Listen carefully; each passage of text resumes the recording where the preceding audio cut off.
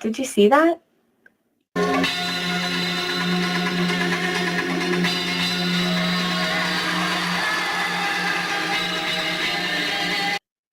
What?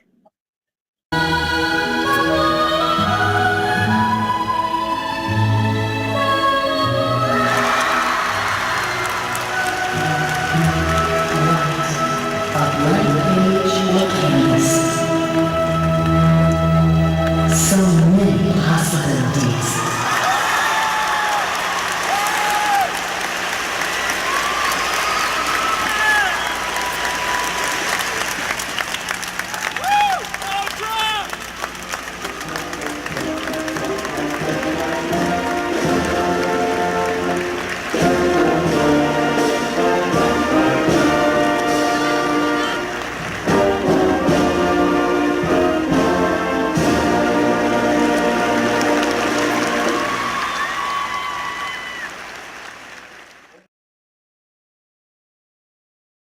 Guys, that was Janae Dorn. And if you don't know that name, you should. 3-time WBTF World Champion. I mean, like, three times. It's pretty obvious why I chose Janae as this month's Laney's Legend, but let me tell you a little bit more about her impact on me. Since the time I can remember, I was practicing in the gym with Dale, and he would always bring up Janae and her work ethic and the way she twirled and told me that she was somebody that I needed to emulate and somebody I needed to look up to. So, of course, I would come home, pull out my iPad or my iPod, and YouTube her. And I would watch her twirl over and over and over again from the time I can remember. She's been such an inspiration of mine and such a role model.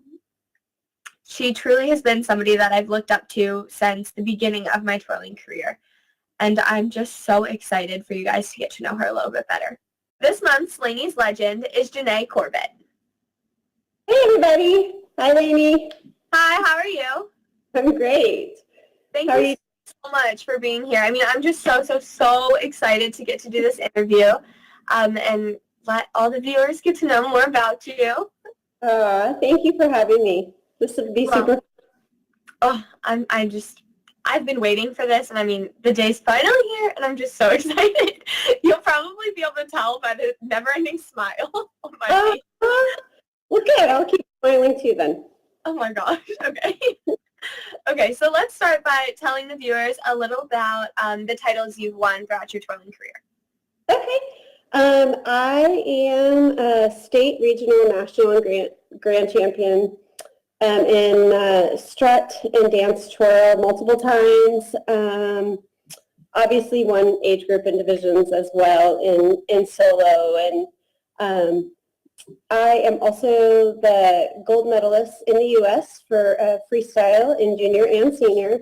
And I'm also a 2-time world champion in junior women's and a 1-time world champion in senior women's.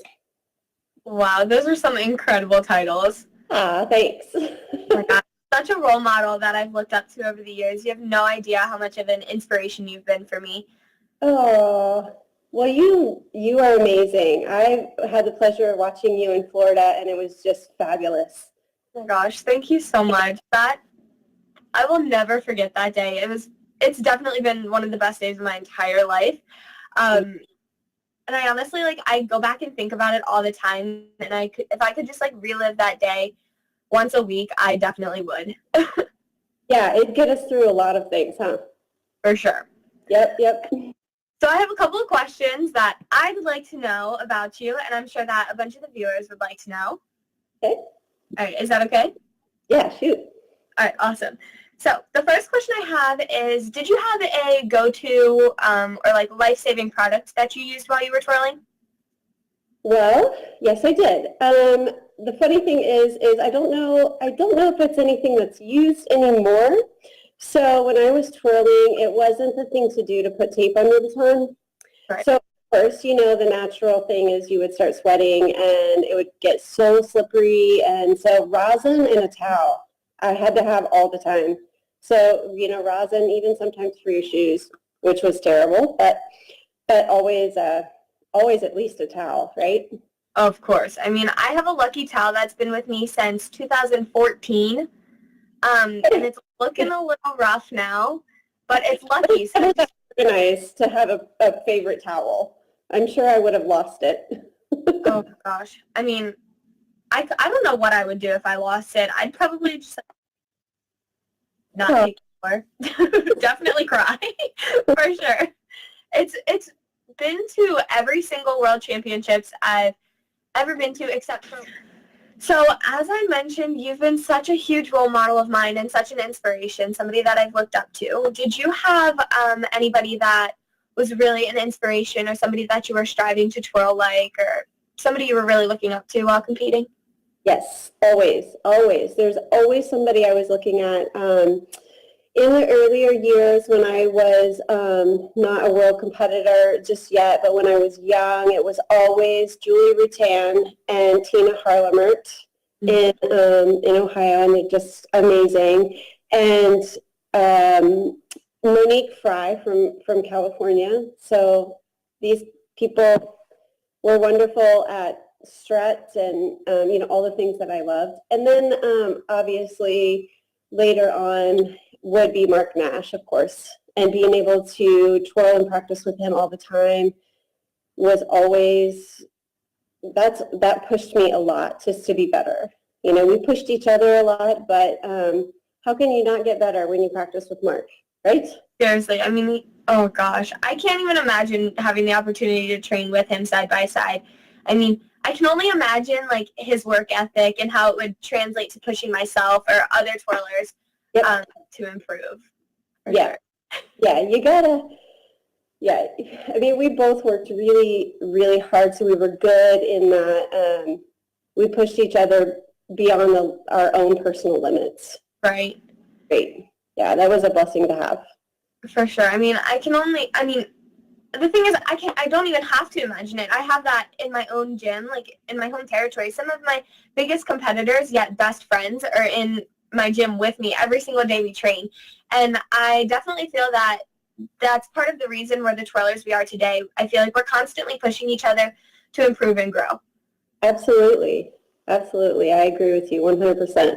So you mentioned all of your incredible titles, but I specifically remember you mentioning strut and dance twirl. Yeah. Now, what was your favorite event growing up? Well, honestly, my favorite event was strut and dance twirl, and I don't think I can even, probably strut was my favorite, but I enjoyed the fun of dance twirl. I also really liked freestyle, although that was so hard to get through physically, so strut and dance twirl were pretty fun for me. I really enjoyed those things because I love to travel across the floor, big tricks and big body work, just like you. You have beautiful body, beautiful legs. Yeah, so major flexibility and great tricks and handling. That's what I like to do too. Yeah. So thank you so much. That was such a compliment. Oh my gosh, I don't know what to do. Now, do you have a favorite twirling memory or twirling moment? Well, I have a lot of favorites. I would say, I don't know if I could have just one, but I think probably my most favorite is anytime I won something that I didn't even have a clue was possible. So, like for instance, my first state grand championship, I just remember just being completely floored that I had won that and just never saw myself as that kind of champion before. And then, when I won a regional or national title, the same thing. My first world championships that I won, it just blew me away. The year before that, I had gotten 6th place, and so I thought, yeah, I'm a world competitor, but, I've improved a ton, but I certainly never expected to win. And so, but probably my most favorite gold medal was my last, which was in '88 in Nagoya. So that was probably my biggest proudest moment, and not because I won, but because I had performed my best and at my highest level ever. So all the practice that went into that, I achieved everything I wanted to those days. So, but the medal was, pretty nice. For sure. I still have to pinch myself almost every single day because I wake up and I'm like, that definitely didn't happen. That was a dream. Never came true. And then I'm like, oh my gosh, I don't know how. Like, never, ever, ever expected it. Okay, so, I mean, of course, getting to those days, we have endless amounts of practice. Some of which are good. Some of which are definitely bad. Do you have any words of wisdom or advice to give to twirlers who are struggling on a bad practice day? Yes. What I would say is dig deep and find your grit. Remind yourself of what your goal is. And, because of that, you need to set a goal as well. So make sure that you set goals that are, one, realistic, as well as ones that are really far out. Because I would think we have a tendency to shorten up what we think that we can do. So set really far future goals, but also little small goals that can get you to the big ones. When you're having that bad day, that bad practice day, I remember reminding myself that, this is horrible and I don't like it at all. But you know what? And I don't know who it was. I don't know if it was my mom or somebody told me that, you know what? Those hard days are the days that you're actually growing. So just get through them as best as you can, and just know that on the other side of it is going to be a much better day, and you're going to be a better twirler. Right. Yep. And if you could change one thing about the sport, what would you change? Probably the funniest thing I would probably change is I would take out rolls because I hate them and I was not good at them, and so that, and I would take out compulsories. Right? Those are actually two of my favorite things. I think it's amazing because you're really good at rolls, and so that's a lot of people are, and that's why people love them. And if you're not, you don't like them. Well, I always liked rolls. When I was younger, I definitely couldn't roll at all. I'm so bad at it. Yeah. But as I got older, my coaches kind of gave me tips, and my work ethic changed a little when I got older. I kind of I spent so much time practicing rolls, and what I was able to do, I worked for. Right. We've kind of talked about a bunch of the events, but what do you feel is the most important aspect of a routine? For me, well, as a spectator and someone now older and hopefully a little wiser, I don't know how much that's true, but I've always been someone who appreciates being a technician. But it's, to me, the best routines are when technique really come together with artistry, and you have both elements. So I like to watch people who are very artistic and very out there and give me some emotion. But honestly, the first time their leg is not straight, or they don't have the best technique, they lose me. So I was trying to figure out what I appreciated the most, and I think it is when both of those pieces are together. When people are able to really be great technicians at the same time they're able to be artists, which is why we do this. Right. So it's one of the reasons, I should say. So tell me a little bit about what you do now, and if and how baton twirling contributes to it. Okay. I've lived quite a few lives, but so I have a master's degree in criminal justice, which is kind of interesting, and But the great thing is that God brought me back into a lot of this performance stuff. So right now, I work for Acrobatic Arts, and I'm a staff person, and have been working for them for 3 years, I believe, teaching modules and certifications to acro teachers to help them teach acrobatics to dancers safely, or anyone really, in a safe way, in a way that protects the integrity of the dancer.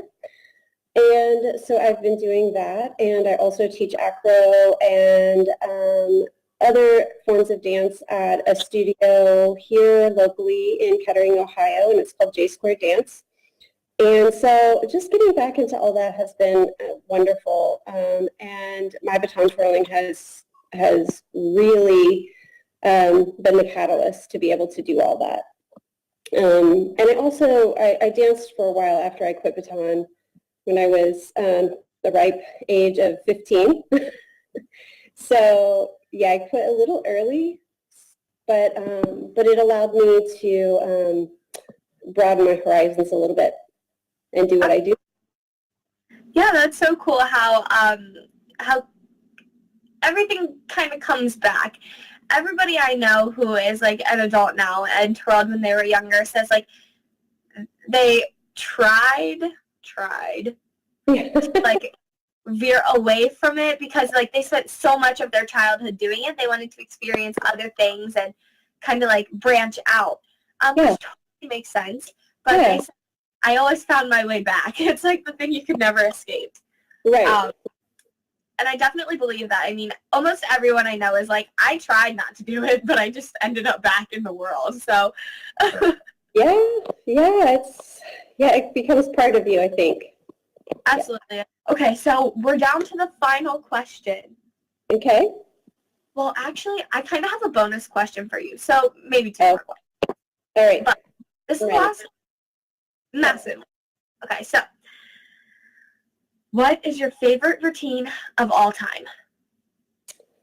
The interesting thing about that is my most favorite routine is the one I never got to do. So it's Carmen. And so one year when the World Championships were in Switzerland, I was supposed to perform Carmen, and I broke my foot. I actually broke my foot 6 months prior to that and really tried to twirl on it, a broken foot, so that I could go to the World Championships. And finally, the doctor's like, nah, it's not working. So I decided I would go and watch, and then the next year I would perform Carmen. So I would keep the same thing. Well, I started practicing the next year, and that's the year I decided that I wanted to try something different. So I never got to do it. Dang. But it was my most favorite one to practice, and I loved practicing. Weirdo, but I really loved it. Do you love it?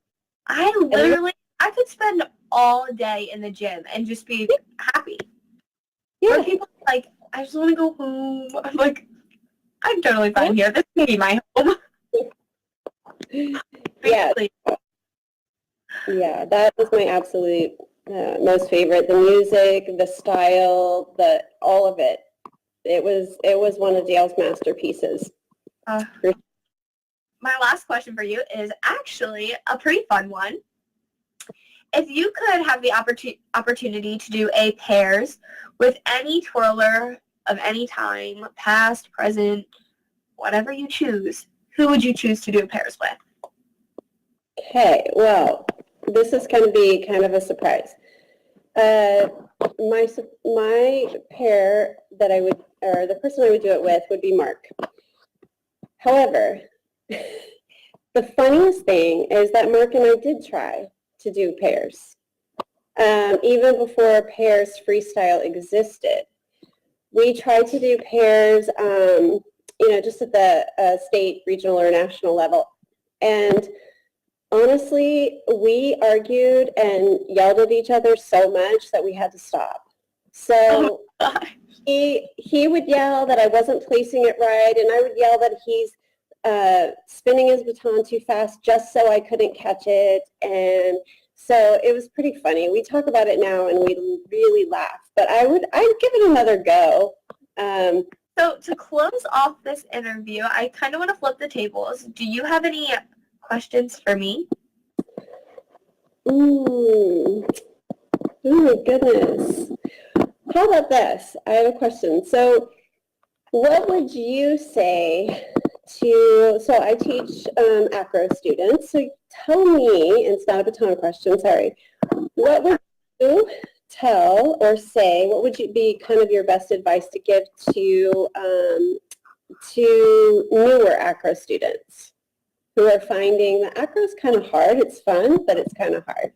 So do you have any advice for this? For sure, in the younger stages, I mean, personally being involved with acrobatic arts, a lot of the younger stages is like strengthening, making sure that a kid is strong enough to hold themselves so that they won't get injured, obviously. And that's so boring, especially for younger kids. So trying to explain to them that this is going to make the next step possible is hard. So what we tend to do, so I'm kind of like correlating this to like how I help my younger kids when I'm helping to teach. Random days, we kind of have them come in and watch the older kids tumble so they get an idea of what their future is going to look like, which I think is really cool because they just sit in the front and they have like these big eyes like a kid in a candy store. They're like, like, this is possible.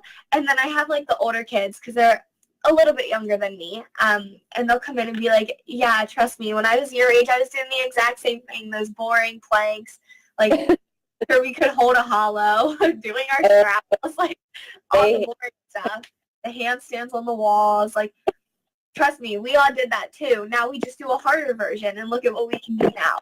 And I mean, having that physical role model or somebody for them to look up to was really nice, is really nice for them. So, I mean, piece of advice would kind of be to have a role model, really, like have somebody you're looking up to, set goals to strive towards. Okay. I mean, that was kind of like a really broad answer. That was really specific. Sorry. There's lots of great stuff in that answer. Okay. Yeah, someone to visually see, kind of like we did with baton, and yeah, you got to drill. You got to drill stuff. For sure. Stuff always. The boring stuff. So Like that. But we can do it. Yeah. But yeah. This, Laney, are you going to compete in the next World Championships? Well, that would require me qualifying for the next World Championships, and I'm now a senior. So, I mean, I'm working really hard, and I mean, we'll see how it goes. But there's so many incredible twirlers in the U.S. in the senior division. I'm just going to work really, really hard, say a prayer before I take the floor, and see what happens.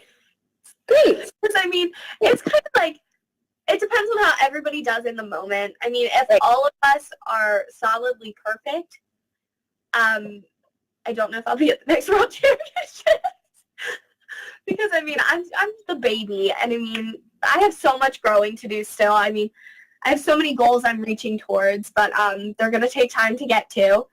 So, I mean, I'm going to keep working hard, and I mean, hopefully I'll improve enough and do a well enough job to attend the next World Championships. I mean, good. We'll see. Yeah, it's a very tough division that I'm in. So yeah, it is. It is. But you can do it. Oh gosh, I hope so. We'll see. We'll see. Fingers crossed. I think you could. Oh my gosh, thank you so much. I do. I wouldn't say that. Oh, I don't even know what to do with myself. I feel like a kid in a candy store.